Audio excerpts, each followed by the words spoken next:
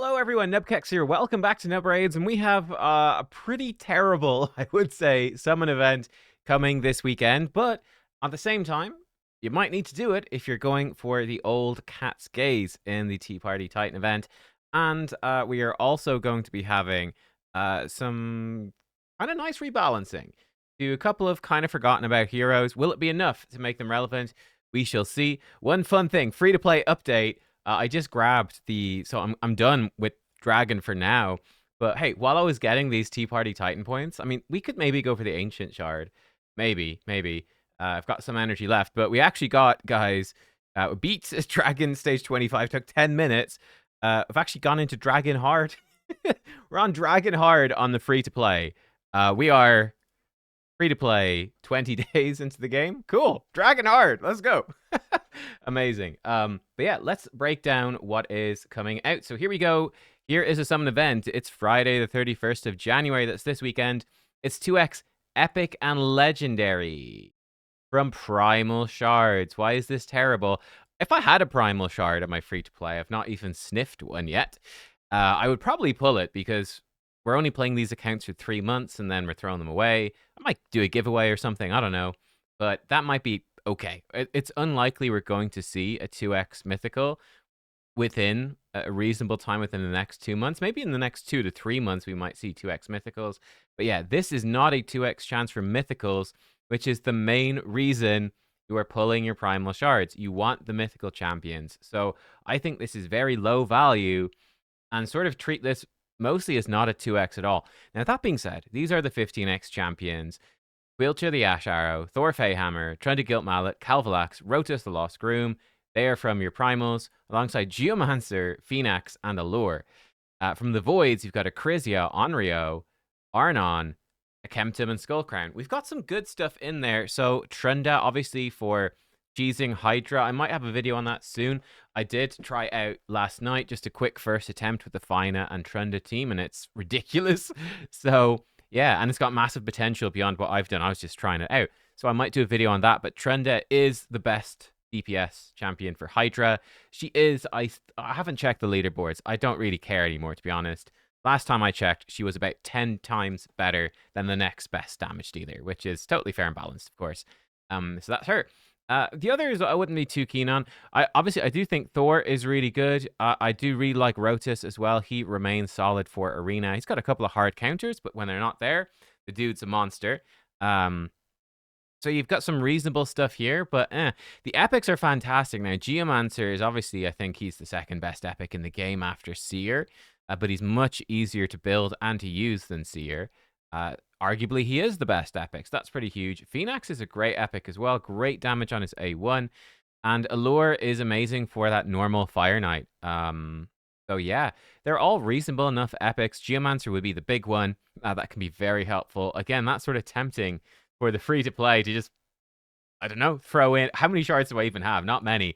I'll probably just wait for the fusion, but I mean, it would be sort of tempting to pull a couple of sacreds or something. I don't know. We'll see how I feel. I might just say for a fusion. From the Voids, Acrizia, Onryo, and Arnon. These are all really good options. Yeah, if you're close to your Void Mercy, Onryo is an amazing... He's very solid in Arena. I've been wrecked by a couple of them. He can block Revive. He can hit through Stone Skin. He can get extra turns when he kills people. He's actually really cool, but he's very squishy. He's a monster in Hydra as well. Obviously, he's 1/10 as good as a Trunda, but, you know, he's really good. So I think Onryo is very good.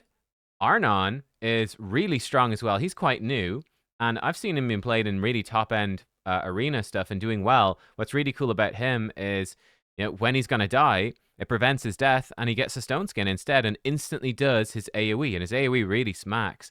So yeah, he's kind of a monster. He can do big damage. He's got a cheat death mechanic, which is very strong. Boosting his attack. He hits really hard. So Arnon is a serious damage dealer for Arena. So yeah, he's very, very good. And Acrizia is, you know, in the worlds of Newts and Marius and stuff, I think she is still worth picking up because you can build a team with like Newt and Marius and Acrizia. And there you go. You've got yourself a nice team. She is tanky. She's relatively easier to build as well.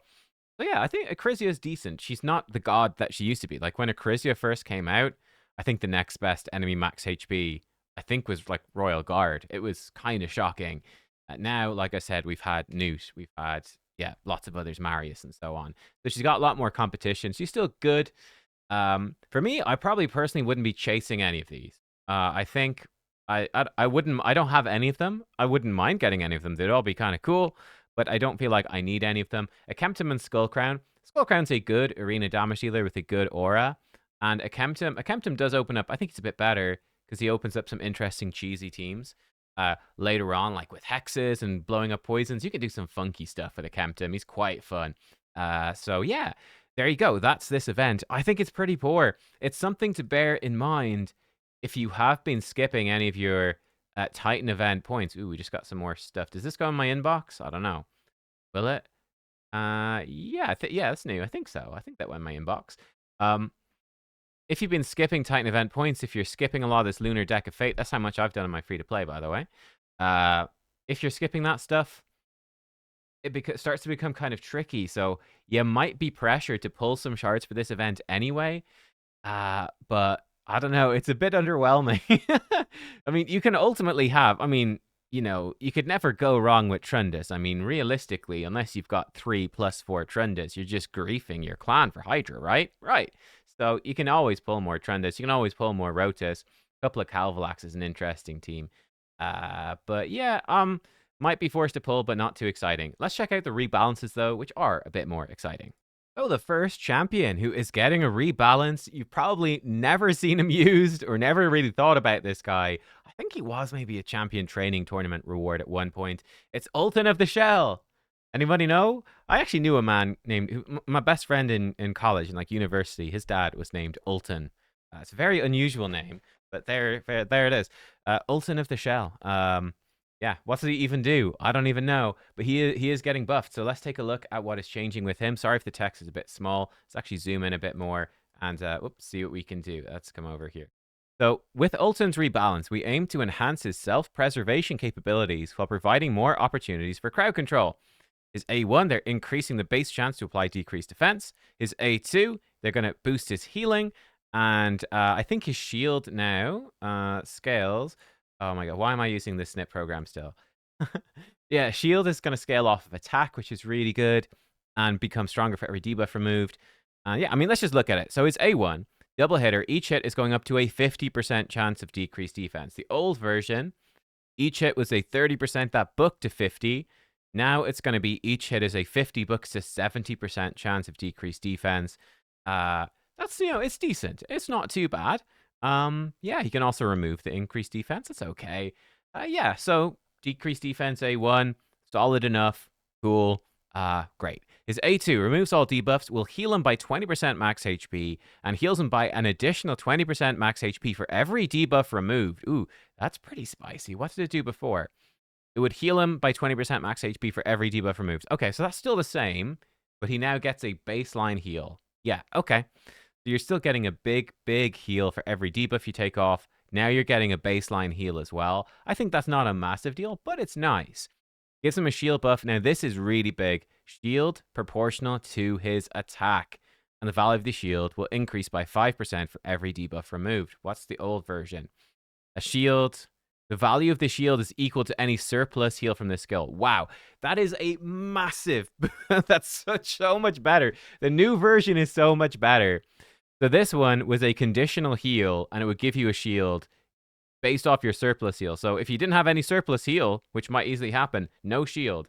Now the shield will scale off of his attack. He is an attack-based damage dealer. He's going to have high attack. So this should be, a very good heal with a cleanse and a pretty big shield. That's good. That is good. Okay. So he becomes actually much tankier. A way to self-sustain is always nice. That's actually a lot stronger. His A3 then, Somnolent Spores. This is like the AoE sleep, right? So it attacks all enemies, 100% chance of placing sleep for 1 turn and decreased speed for 2 turns. If Oella is on the same team, but stun. Wow, instead of sleep, ignores 50% resistance. That's really good. Fills him turn meter by 15% whenever he places, whenever sleep or stun fires that he placed. And if Uella is on the same team, he gets an extra turn and the damage increase. Damage increase right there. Look at that. Wow, there's so much in that A3. So the old version A3, 4 turn cooldown AoE, sleep, ignores 50% resist, gave him turn meter when sleep expired. Not that great. This new version is insane.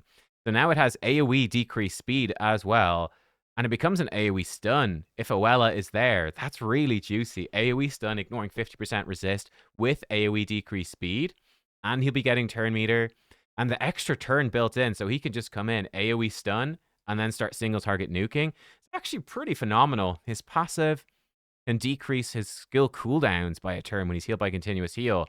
30% if Oella's there. That's actually really good. I think for Faction Wars, Cursed City, that sort of stuff, he's obviously not going to be, you're talking about mythicals and void legendaries and endgame arena. He's not at that level, but oh yeah, they're the wrong faction. So for Faction Wars, you can't run them together because she's Sylvan Watchers, unless they do something funky with Faction Wars and let you mix factions. I don't know. But I think the two of them together are actually pretty good. The dude now has a 4-turn cooldown AoE stun that ignores 50% resist, has a decreased speed, extra turn built in, and then whenever he's healing from Oella, and she puts out continuous heals and activates them, I believe, 30% chance to start reducing this cooldown. It's basically a 3-turn cooldown AoE stun, and then he can be doing single target nukes at the same time, keeping himself alive. I think it's pretty stonks, actually. That's a great change. The damage going up as well is a really nice bonus. Great, yeah. Honestly, Ulton of the Shell, I think he was kind of a meme before. Just forget about him. Forget even... Let's see his reviews. Yeah, like, he's not god tier, but he's actually pretty good now. I mean, you do need to put him with Oella. I think without Oella, it's still an AoE... It's still AoE sleep decrease speed. It's not the worst. And he is still giving himself a big shield. He's still okay. But he really becomes very powerful when you pair him up with Oella, is my thoughts. So yeah, kind of a interesting buff. I like it. I like it. Next up then, we're going to the Sacred Order to a Void Legendary, Constantine the Dayborn. Very cool looking legendary, I have to say. He pairs up with Vlad. Again, we've got that same problem. They're not in the same faction, so unless there is some sort of twist with Faction Wars with the new update, you won't be able to use them together there, but they can be okay in Arena. Let's see what's changing with him. Constantine the Dayborn. With these changes, we aim to sharpen Constantine's offensive potential, making him an even deadlier threat. Okay, so let's take a look at what's actually changed. That's the better way to do it. So Sword of Suns is A1, attacks one enemy, places big decreased defense for 2 turns, and it cannot be resisted when Vlad's on the same team. Places an extra hit if the target's under any debuff. Ooh, the old version was just extra hit if the target's under any debuff. That's it. So he now has just decreased defense. Yeah. Now they've just added in decreased defense. It's irresistible if Vlad is there, or unresistible if Vlad is there. Vlad himself does place decreased defense. So you've got a bit of overlap there, but I'm assuming that you do this attack.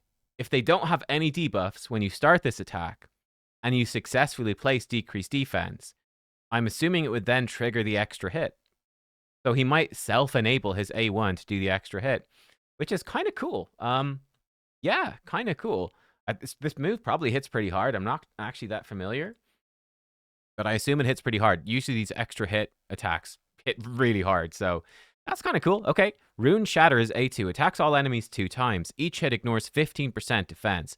Each hit will ignore an additional 10% defense for every leech, decreased defense, and block active skills debuff they're under. So going for a 15, you could get 25, 35, 45. If a target is under leech, decreased defense, and block active skill debuffs simultaneously, oh my god, each hit will ignore 75% of their defense instead. What? That is actually ridiculous. I'm trying to think. Off the top of my head, I cannot think of a champion who has 75% defense ignore. There's even very few champions. I can't immediately think of one that has 100% defense ignore. Baron used to, but now it's 50%. 50% defense ignore is pretty common. And part of why that is so powerful is you can build like 25% with Savage. Now you're up to 75. And then Helm Smasher triggers. That's an additional 25. Now you're ignoring 100% defense. And the more defense you ignore, the stronger it is. There's very few champions that ignore more than 50. This guy's going to be able to ignore 75% defense on an AoE double hitter. This move is going to absolutely clap. It sort of makes the decreased defense debuff irrelevant if he's ignoring it all anyway. That's actually kind of insane. It's actually becomes, with 75, it becomes weirdly easy to overcap. If you got Savage, you're at bang on 25 extra. Now you're at 100% ignore defense. Helm Smasher on top of that, not adding anything. Cat's Gaze, new relic, not adding anything. If you put Cruel sets on, or if you build Merciless set, again, you're going beyond it. I do think this is powerful. Like, you would still, I think, generally run this champion in probably Lethal plus Stone Skin. So you're ignoring 25. You probably still run Helm Smasher, I think, almost definitely. And then this becomes more of a luxury. I mean, it doesn't really matter if you're overcapping. You're going to kill people anyway. I think the basic ignore defense stacks so well with Lethal and Helm Smasher. And if you get any of these debuffs, it becomes very strong. I mean, just 25% defense ignore if they've got one of these debuffs is pretty busted. Vlad brings all three of these, by the way. Vlad has got AoE Leech with the Turn Meter Steal in his A2. Or is it just Turn Meter Pushback if they're non-high elves or something? I don't know exactly how Vlad works. But he's got decreased defense to block active skills AoE as well, does Vlad. So Vlad fully enables this. Sadly, they're not in the same faction, but yeah, that's kind of cool. Then Quietude is A3. I'm slightly blocking it, sorry. Attacks one enemy. Before attacking, steals all buffs from the target. Transfers all debuffs from this champ to the target. That always happened. So new. This effect cannot be resisted when Vlad is on the same team. Resets the cooldown of the skill if the target is killed. Okay. So this was still the same. Decrease it by 2 turns if it killed an enemy. Wait, what? Hang on. Resets the cooldown if you kill somebody. It was doing that anyway.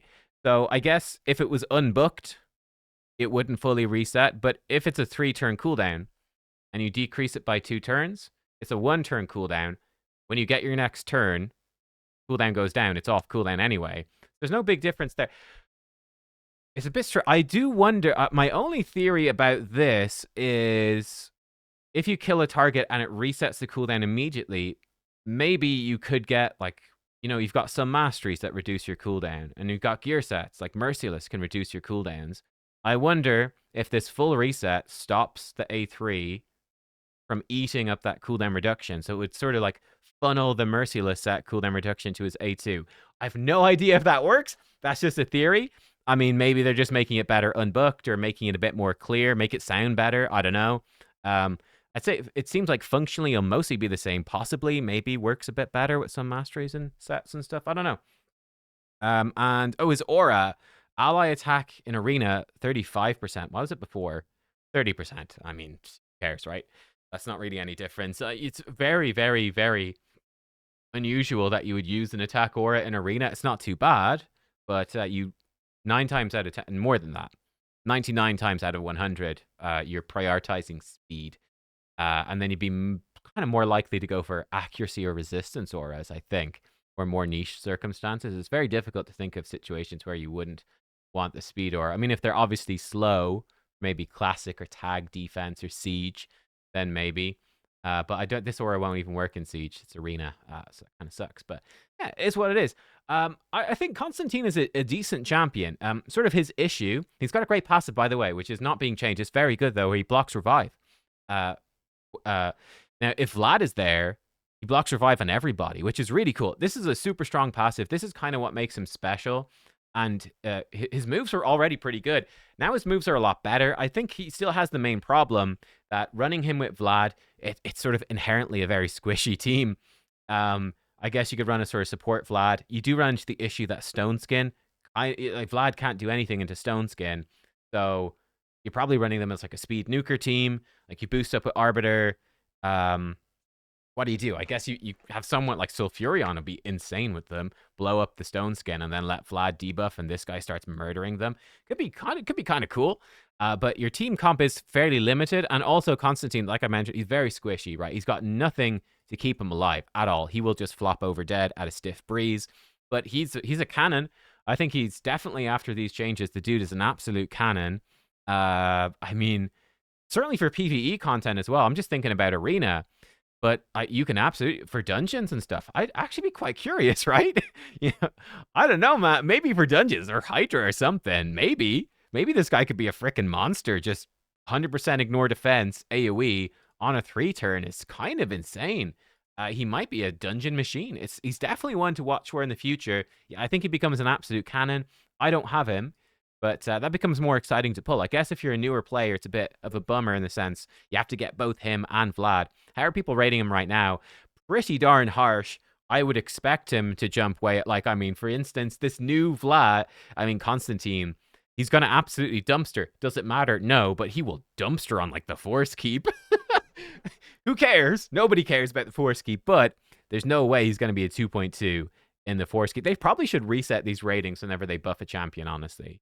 Yeah, there we go. Constantine, I think a nice buff to him, actually. A pretty spicy buff. That ignore defense is very spicy. And I think a very nice buff to Ulton. It is interesting that this is clearly a pre-faction war update. And these are two duo champions, which is quite appropriate coming into February. I'm expecting the next fusion news to drop in the next week or two. No, sooner than that, the next day or two, possibly. If not, it'll be next week. And I expect the new fusion to be Valentine's themed, so there'll be a partner. That's been a pretty common thing. It's interesting that these are both partner champions, but their partners are not in their faction, which is interesting. I'm a big fan of Oella. I think she doesn't really get enough love or attention, so Ulton being buffed is pretty cool. Can we buff Karato as well? And buff some mythicals. Poor old Karato is very much forgotten about couple of champion. But there we go, guys. That is that's the news. Let me know what you think. Thank you for watching. I need to spend this energy. Terrible free-to-play player here. I will see you all next time. Thanks for watching, and goodbye.